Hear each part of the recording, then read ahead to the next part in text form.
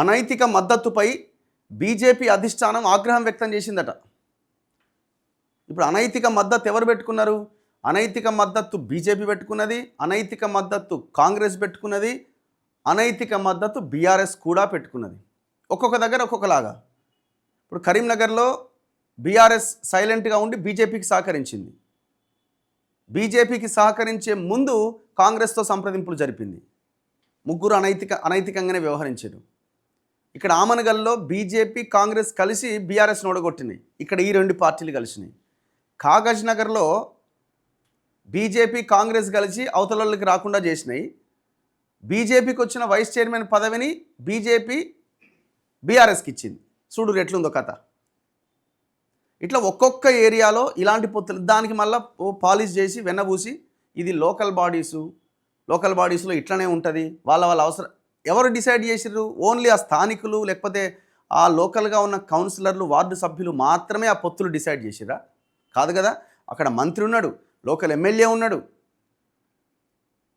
అన్ని పార్టీలకు సంబంధించిన ఇన్ఛార్జీలు ఉన్నారు. ఇన్ఛార్జీలు నుండి మీరు చెప్పినట్టు వాళ్ళు విన్నారు.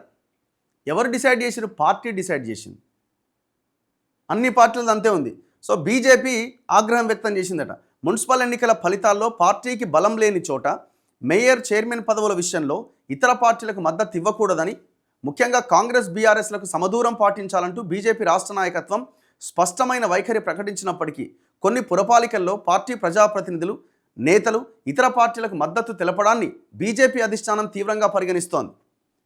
ఏకంగా BJP MP, Medak MP Raghunandan Rao garu BRS MLA Gudem Mahipal Reddy కారెక్కి అక్కడికి ఆ కేంద్రం దగ్గరికి వెళ్ళి బీఆర్ఎస్కు ఓటేసి వచ్చాయి. మరి ఎందుకు ఓటేసారు మీరు? బీఆర్ఎస్ కంటే వేస్తే తప్పే ఉంది.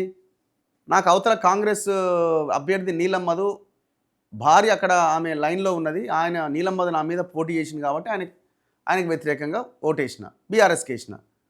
ఆయన నన్ను ఎందుకు అడుగుతున్నారు? కరీంనగర్లో ఎందుకు అడుగుతలేరు? కేటీఆర్ గంగుల కమలాకర్కి చెప్పి సైలెంట్గా ఉంచి బీజేపీకి సహకరించి అక్కడ ఎందుకు అడుగుతలేరు? నన్ను ఎందుకు అడుగుతున్నారని అంటున్నారు. అందరూ చేసింది గదే. సో మరి అధ్యక్షుడు ఏమంటున్నాడు? మేము అందరికీ విప్పు జారీ చేసినాం, ఎవరు సరే ఎక్స్ ఆఫీషియల్కి విప్పు చెల్లదేమో, మేము అందరికీ చెప్పినాము వేరే పార్టీలకు వేయొద్దని, మరి మేము దాని మీద విచారిస్తామని ఆయన తప్పించుకునే ప్రయత్నం చేసిండు. ఏకంగా పార్టీ జాతీయ అధ్యక్షుడు నితిన్ నబీన్ జోక్యం చేసుకున్నారు. రాష్ట్ర అధ్యక్షుడు రామచంద్రరావుతో బుధవారం ఫోన్లో మాట్లాడిండట. పార్టీ శిక్షణా కార్యక్రమానికి హాజరైన బీజేపీ సంస్థాగత వ్యవహారాల జాతీయ ప్రధాన కార్యదర్శి బిఎల్ సంతోష్ కూడా ఇదే అంశంపై రాష్ట్ర అధ్యక్షుడితో చర్చించారు. ప్రధానంగా ఇస్నాపూర్, ఆమనగల్లు వంటి మున్సిపాలిటీల చైర్మన్ల ఎన్నిక అంశంపై వారి మధ్య వాడివేడి చర్చ జరిగినట్టుగా సమాచారం. ఇస్నాపూర్లోనే రఘునందన్ రావు ఓటేసింది. ఆమనగల్లులో అక్కడ బీజేపీ, కాంగ్రెస్ కలిసి బీఆర్ఎస్ అభ్యర్థిని వాళ్ళకి రాకుండా చేసినాయి. తెలంగాణలో బీజేపీ బలపడుతున్న తరుణంలో ఇతర పార్టీలకు మద్దతు ఇవ్వడం ద్వారా పార్టీని ఇబ్బందికర పరిస్థితుల్లోకి తీసుకెళ్లిన నేతలు, ప్రజాప్రతినిధులు ఎవరు అంటూ అగ్రనేతలు ప్రశ్నించారు. అగ్రనాయకత్వం ఆదేశాలతో రామచంద్రరావు మున్సిపల్ ఎన్నికల్లో చైర్మన్లు, డిప్యూటీ చైర్మన్ల ఎన్నిక సందర్భంగా మున్సిపాలిటీల వారీగా జరిగిన పరిణామాలు, అక్కడి నేతలు, ప్రజాప్రతినిధులు వ్యవహరించిన తీరుపై నివేదిక రూపొందించినట్టుగా తెలిసింది. ఆ నివేదిక ఆధారంగా జాతీయ నాయకత్వం తదుపరి నిర్ణయాలు తీసుకోబోతున్నట్లు పార్టీ వర్గాల సమాచారం. కొందరి తీరుపై రాష్ట్ర అధ్యక్షుడి ఆగ్రహం.